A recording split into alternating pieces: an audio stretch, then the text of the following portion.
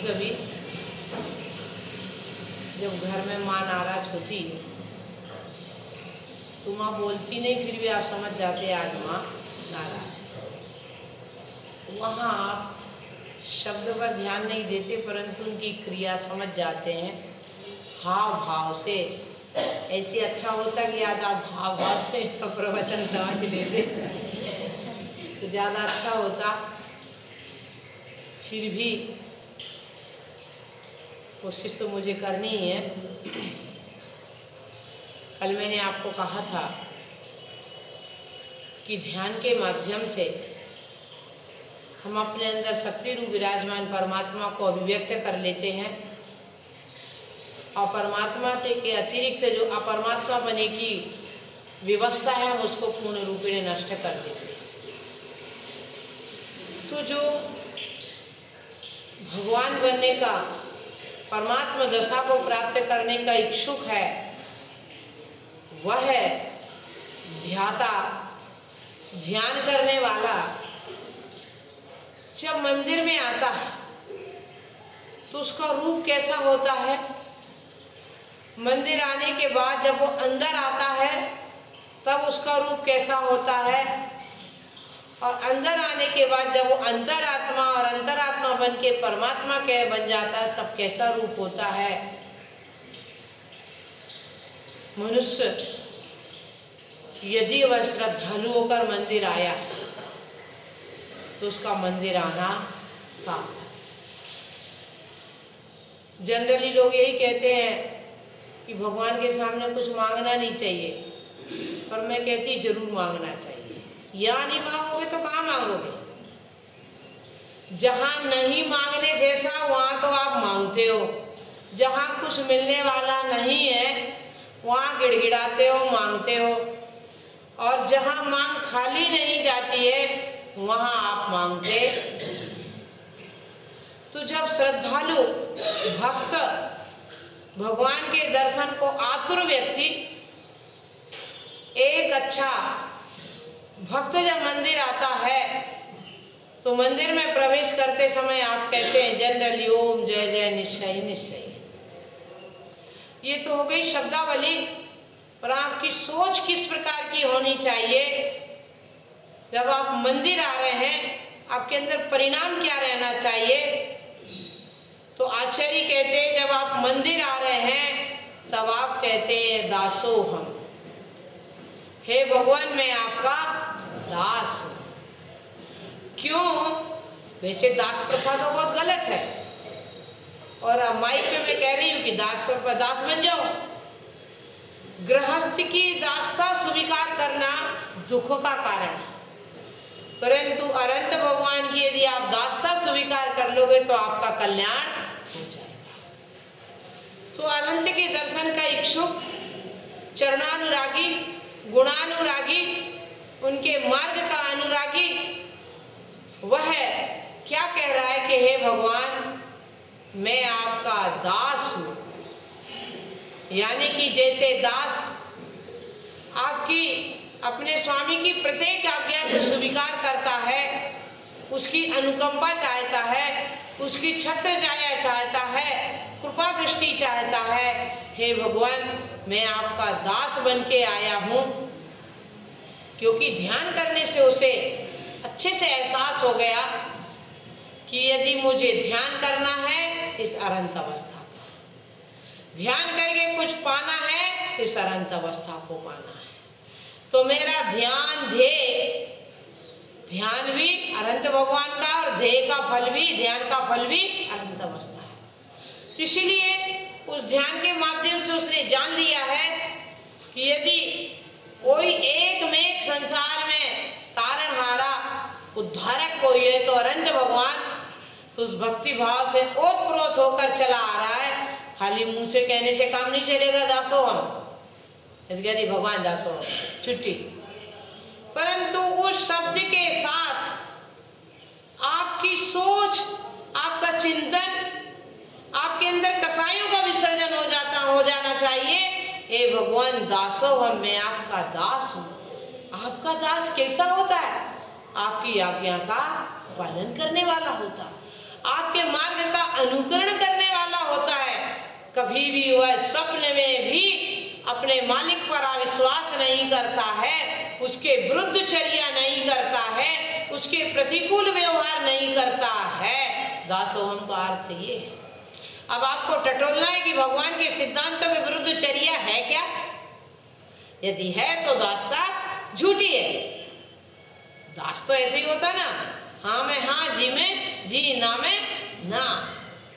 तो अनंत भगवान का यदि आपको दास बनना है, अनंत अवस्था को प्राप्त होना है, शक्ति रूप से अनंत अवस्था सत्ता को, स्वरूप को व्यक्त करना है, तो अनंत भगवान का दास बनना पड़ेगा। और दास बनने के लिए आपको पूर्ण रूपेण समर्पण हो जाना पड़ेगा। कैसा समर्पण?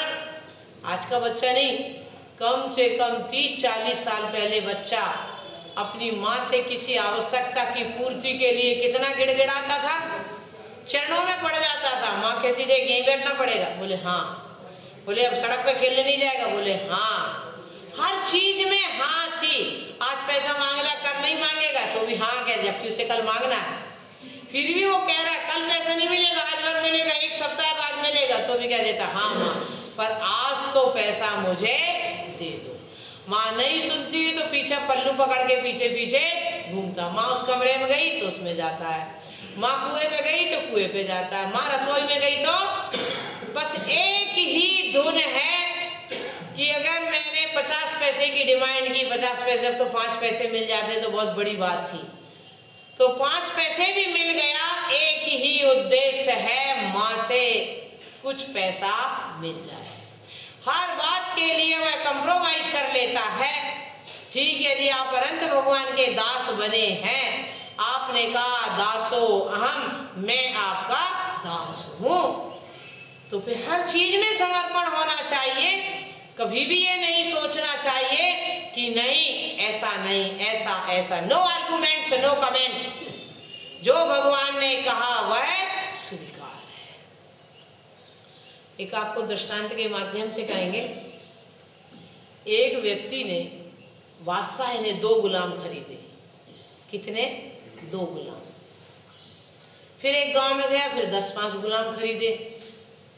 अब जो पहले वाले 2 गुलाम थे बड़े अच्छे थे, और बाकी के गुलाम जो खरीदे को 10-5 पैसे बेनिफिट लेकर उनको बाजार में बेच दिया। तो उन 2 गुलाम ने पूछा आपने मेरे को क्यों नहीं बेचा? तो उनका नहीं, मैं तुम्हें घर लेकर जाऊंगा। और वो घर लेकर आए। उनका व्यवहार बड़ा अच्छा था, वाणी में मधुरता, उठने बैठने में बड़ा अच्छा सुंदर शिष्टाचार। तो वह बादशाह उनसे काफी प्रभावित हो गया और उसने उन गुलाम को बाजार में बेचा नहीं। अब घर लाने के बाद उसकी सेवा शुश्रूषा से बहुत प्रभावित था, पूरे रास्ते में इतना प्रभावित हो गया। तो उसने प्रश्न पूछा बादशाह ने कि तुम क्या काम करोगे? तो उसने कहा जो बादशाह की इच्छा। उसने कहा कितने घंटे काम करोगे? बोले जो बादशाह की इच्छा। बोले क्या खाना खाना पसंद करोगे? बोले जो बादशाह की इच्छा। बोले क्या कपड़े पहनोगे? क्योंकि गुलाम की तो एक ड्रेस होती है, परंतु वो उनसे बहुत प्रभावित हो गया तो सोच रहा था इनके मनपसंद कपड़े पहना दूंगा। तो उन्होंने पूछा क्या कपड़े पहनो, कौन सी पोशाक पहनोगे? उनका जो बादशाह की इच्छा।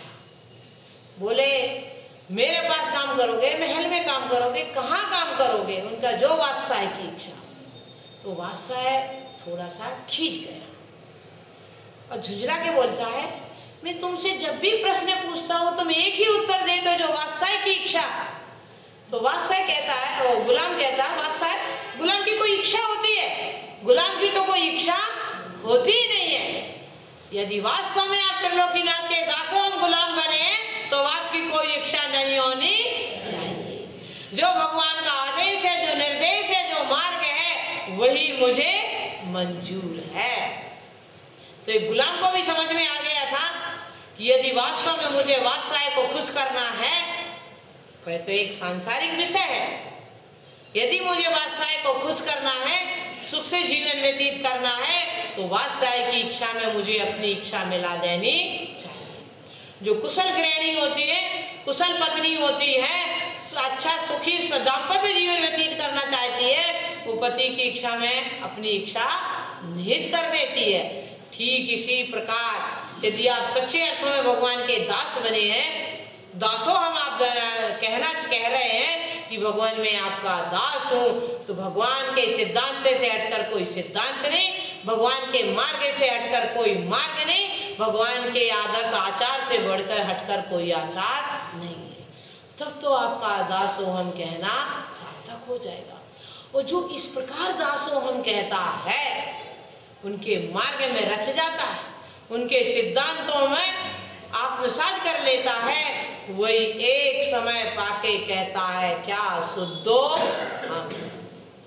जब उसने भगवान की दासता स्वीकार कर ली, भगवान के मार्ग को अपने जीवन में स्वीकार कर रहा है, विषय कषायों को उसने सीमित कर दिया है, जिनेंद्र भगवान की भक्ति में तल्लीन हो गया है और साधना दिनों दिन उसकी बढ़ती जा रही है, तब वह कहता है शुद्धो हम, कि भगवान जैसे आप शुद्ध हैं वैसे मैं भी शुद्ध हूँ।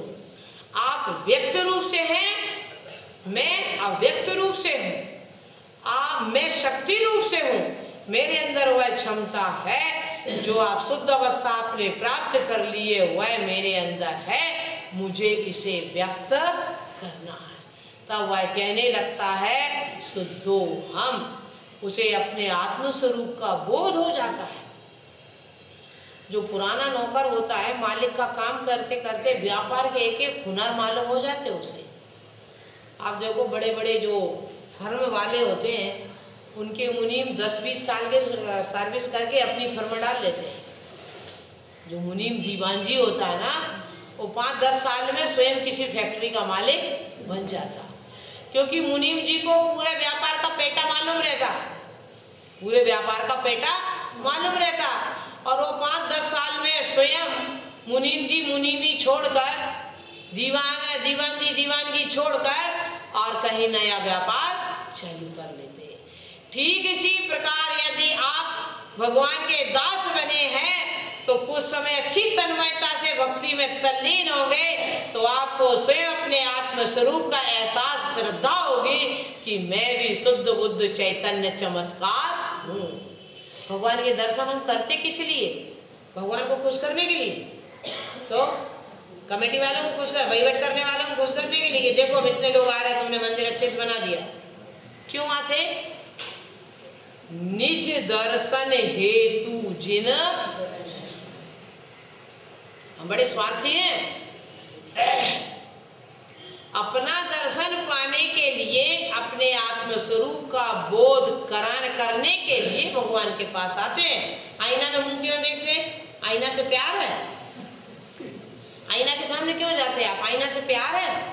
दर्पण से, कांच से नहीं, उसमें अपनी खूबसूरती को देखने के लिए आईना के सामने जाते हैं। ठीक इसी प्रकार हम भगवान के सामने क्यों आते हैं? अपने स्वरूप का बोध हमें हो जाए, मेरे अंदर भी भगवान शक्ति रूप से विराजमान है, उस शक्ति को अभिव्यक्ति के लिए मैं भगवान के दर्शन करता हूँ। तो जब आपने भगवान का दास बना दिया, भगवान की आप भक्ति में तल्लीन है, स्तुति में तल्लीन है, प्रार्थना में तल्लीन है, तो वह प्रार्थना करते करते आपको भी अपने ईश्वर पने का बोध होता है और आपके मुंह से निकल जाता है दासो हम, शुद्धो हम।